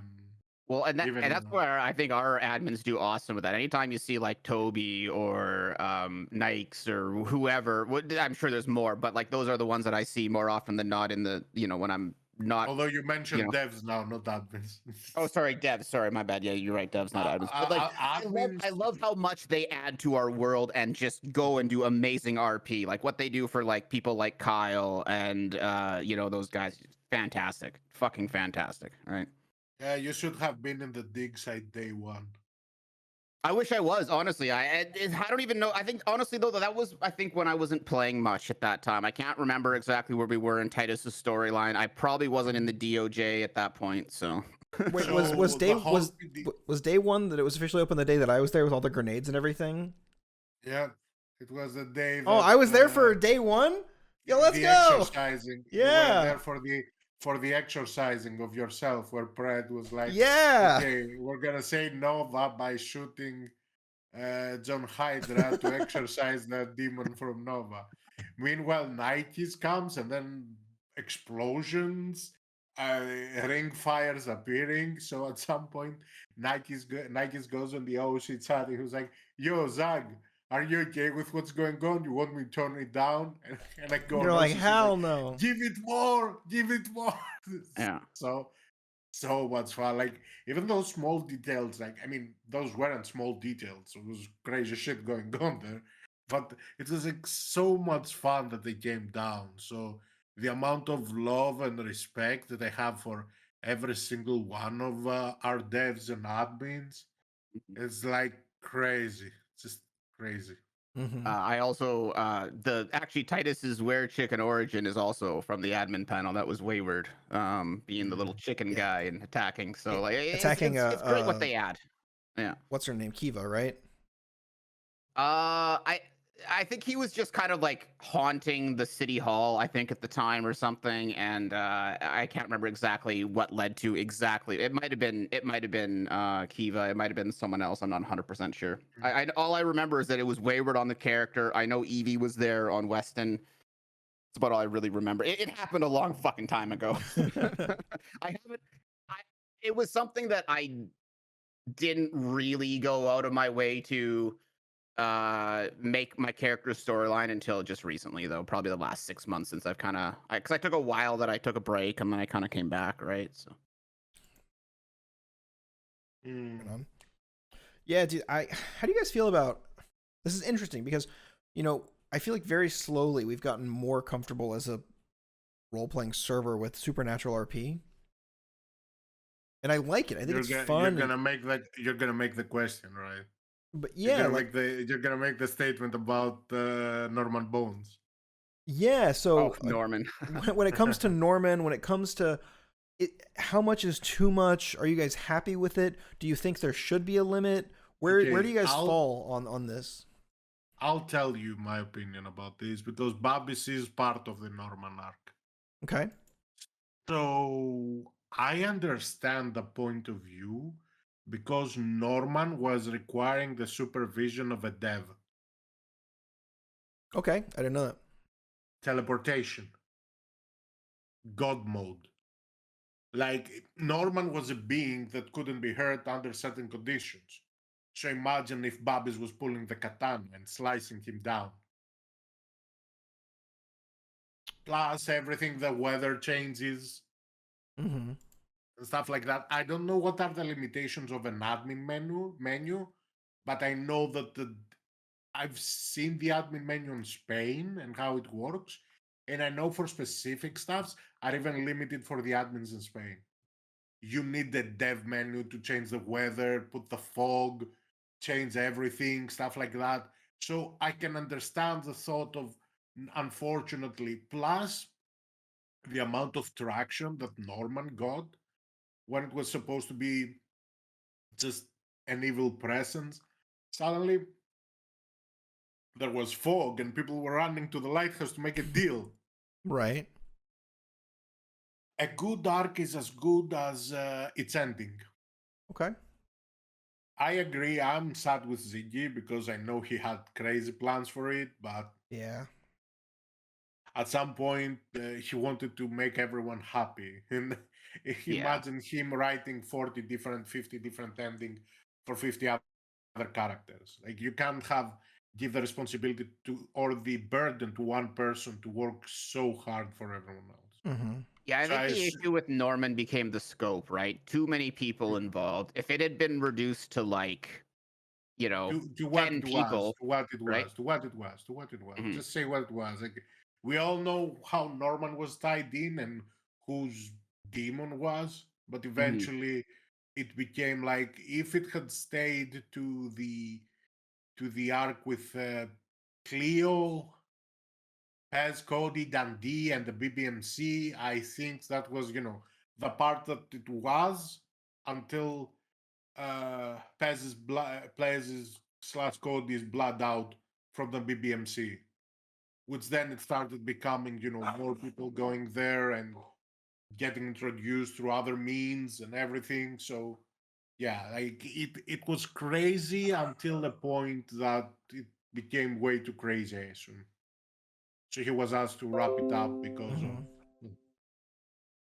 But I think generally though the supernatural stuff. I mean, to me, to a lot of it, for just like just outside of Norman, I think it's kind of a nice, interesting little flavor for characters to have in the server, right? Like I know, like a lot of like was it Surrey who's the werewolf doctor or was a werewolf or vampire or it is something, and Surrey. yeah, it's Surrey, right? And like just those. I mean, even Titus, like someone says were chick, and they're like, oh, Titus, right? It's just another way for your character to be known, another way for you to express yourself in character, another creative thing to go by. And as long as it's not getting too out of control, I mean, I think it's just fine personally. Mhm. Take 3 of Devil's Advocate if you guys will allow. Nice. I feel like the main issue the admins of the server had with supernatural roleplay was it opened up an avenue for it to get really wacky, and it made it easier for people to enter a zone of SBS. And considering the trajectory the server's trying to take now, which is serious, supernatural roleplay is just going to make it harder for the those that need to cultivate the server to make it what they want. Mhm. And as good as Norman Bones may have been, I have no idea what was going on with that arc. I didn't have any exposure to it. It's never been brought up around my character, which is crazy. Maybe it has, but it went over my head. As good as that was, uh, and there were like 10 Normans or 20 Normans. People had these plot armors where they're immortal or they can do all the. It takes away from. It makes rules like NVL, power gaming, all these things super, great. Make a lot of introduces a lot of gray area. It takes away from a certain element of realism, which grounds it. And I feel like that might have been why they did what they did. Okay. Yeah, I mean, I play Alien, so that's pretty supernatural. He's also a superhero, and that's one step away from power gaming. And ever since I made the character, it's always like trying to find the line. So when I play Amadeus, I try to play him as like it's open to interpretation whether you think he's an alien or not. Yeah. Because I don't want to power game. That's why when I say his superpower is time traveling, he can never actually time travel. He's just here. Like, My he power is just that I'm does here. Yeah. That's so good. You know what I'd like is if there was a separate rule that said, okay, supernatural roleplay will not necessarily be supported, but someone can roleplay that their character is supernatural, and it's up to the other person if they believe them or not. You know, Mm-hmm. because then Yeah. supernatural roleplay is not like it's not completely blacklisted, and it's not people not forced to go along with. Say you're playing a super noir, like a serious character who's grounded in facts and doesn't care about feelings. Say Ben Shapiro was on the server and someone said, I'm a vampire that sucks your blood and turns it into pink pee or something, and then you become my lackey. And he's gonna be like, well, if you look at the facts, and he tries to shut down your supernatural shit. And now who's right?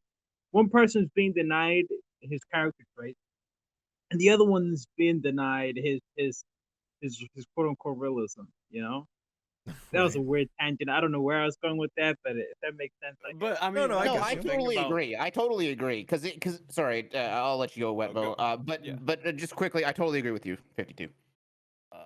I was going to say, I mean, Nopixel is the home of like so many different roleplay styles, and the coolest part is when they coexist. but there can also be conflict between the roleplay styles for sure. Mm-hmm. Yeah, I would also agree. Like, I think that I completely agree with that. I think that one of the things that makes us so good is, like you say, everyone comes with a different style. And, you know, when I run into someone who role plays a different style than me, that allows me to sort of go outside my box and accommodate that, and then also grow as a role player too.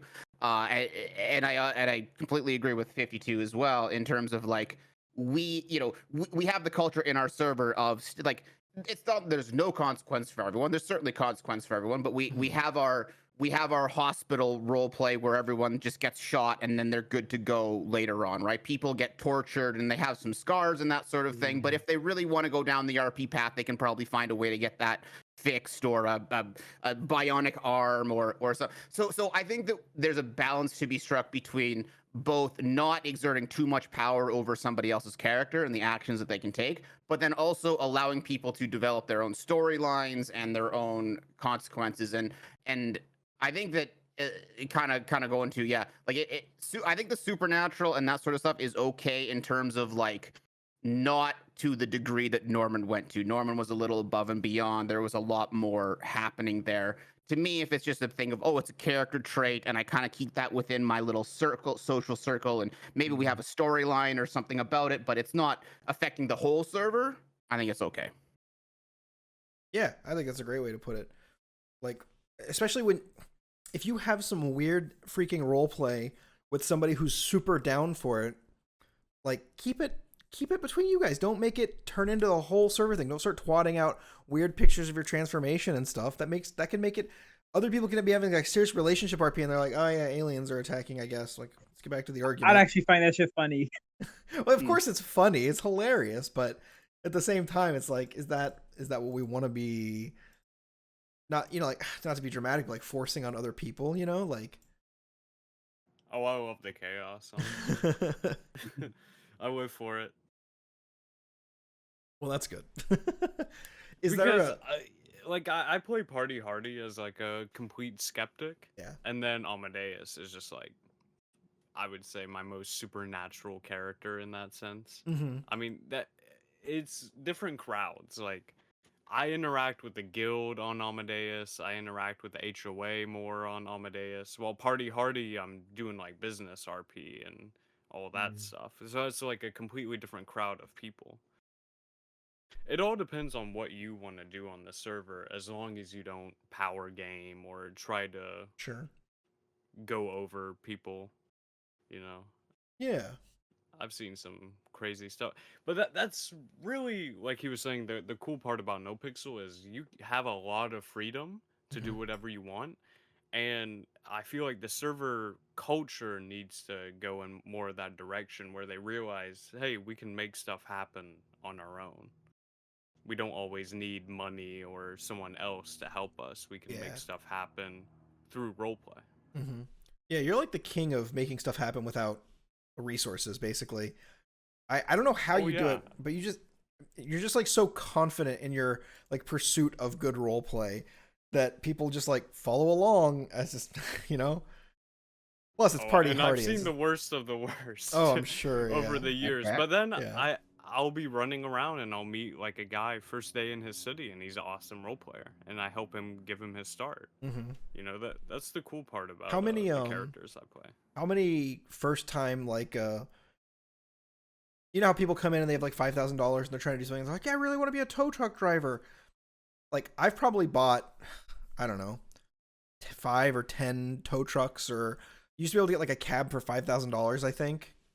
Yep. So like I bought so many of those for people just because even if I would have like 15,000, and I'd be like, here, go buy this and go be good. Stop trying to be a criminal. You're gonna get yourself killed. Because it's fun, you know. And I would like teach them stuff about the server in character as we're going. Stuff like that's so fun, man. The server's so good. Well, it's so hard to like play like a part-time character. Like Titus bought, you know, Digby's priest, the Craglar priest or whatever. I bought him a van because I was like, bro, I love this RP. I enjoy it so much. Here, have a van. That now you don't have to struggle to get a ride anywhere or a bike or whatever. And I mean, he's not a new player. He's established. He knows what's going on.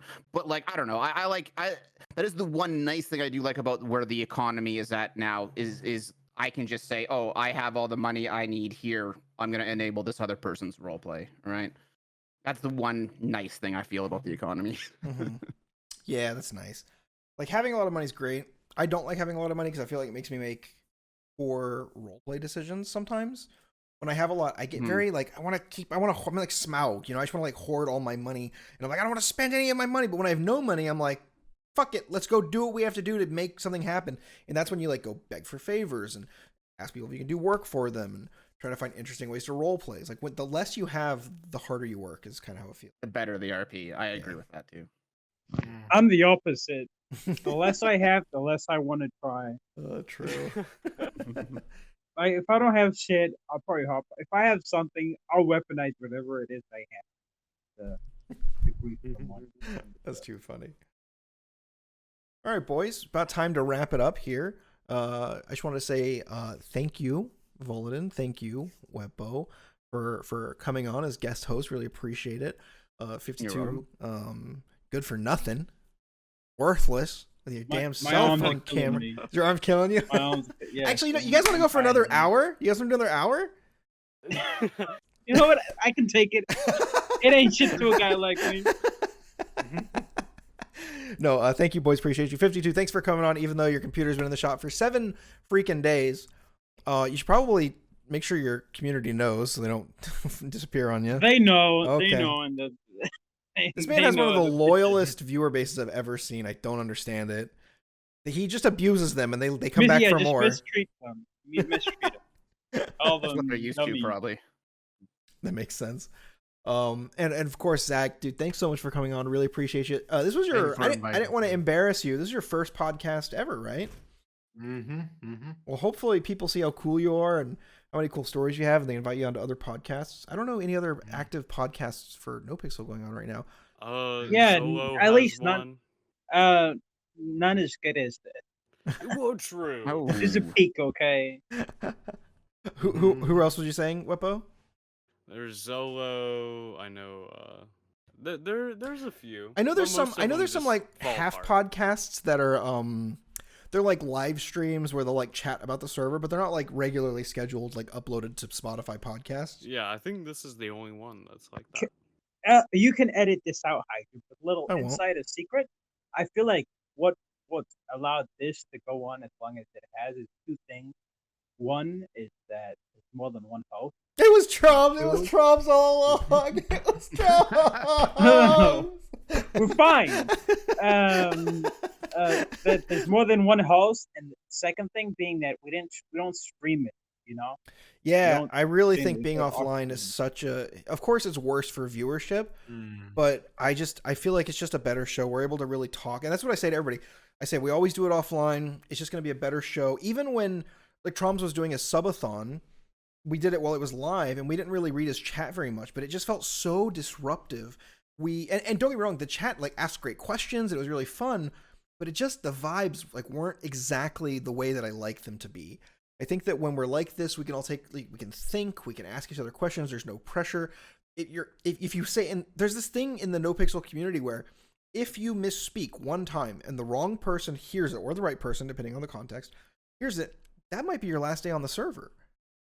So when you come onto a podcast that's not scripted, that has no sort of format other than like, hey, we're going to keep things rolling. We're just going to keep it going. You can trust that I, as one of the hosts, I'm not going to let you misspeak and say something that can get you in trouble, because you can go, oh, actually, can we edit that out? I didn't mean to say like the city that I live in. Like, Yeah, and to be fair, if you keep saying dumb stuff, eventually you cancel the podcast that day, because if they're after a couple of reminders, hey yo, after the 5th or 6th, hey yo, at some point you're gonna be, nah, this is unsolvable. Bye. I'm gonna so Hydra just lied, false-faced lie. Everything he said is a goddamn lie. oh, is it? If Okay. you tell him to cut something out, he will clip that and he'll post it on Twitter as the little sound bite of the episode. And he'll make sure it's out of context. I've done it to a few people, so. I've actually got a really That's how great you clip. bring in the viewership. Yeah. I've got a really great clip of Nesk. The- I was like, all right, podcast's over. You guys can start talking shit all you want now. And Nesk just starts going off on me. He's like, you're such a she's a shit. I hate you. And I hadn't stopped recording yet. And so I just have this little clip. I'm just locked and loaded, ready to upload to Twitter. It's so funny. Crayon's one was funny too, because she didn't know what I look like, right? She knows I play Perma. She didn't know what I look like. And out of the blue, she's like, wait, 52. I had no idea you're black. And I'm like, oh, I got caught off guard and it was funny. What a great comment to tell someone. That's so my funny. God.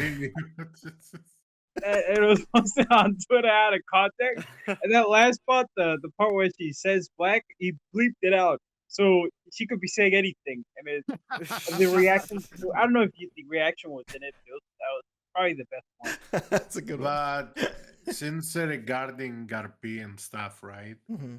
If people worry about civilian RP and stuff, they should check what's been going on in the last 3 days with the mayoral RP right now. There's a lot happening. The craziness been happening just because of one twat of Lang Buddha regarding the Simon Hospital being a gang compound for the Diamond Dogs and the whole crazy arcs that have begun since then. Oh, jeez.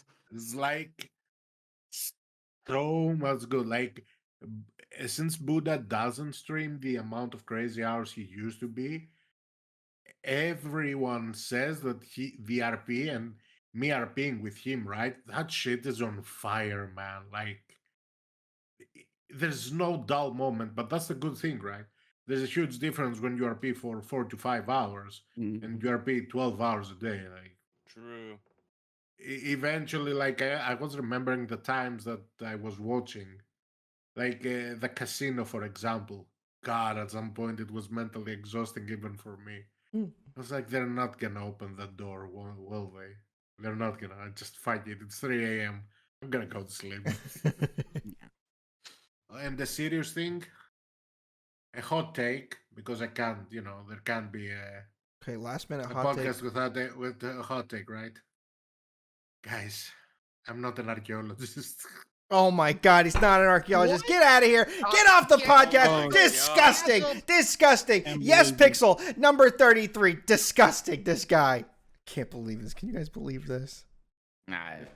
I can believe it.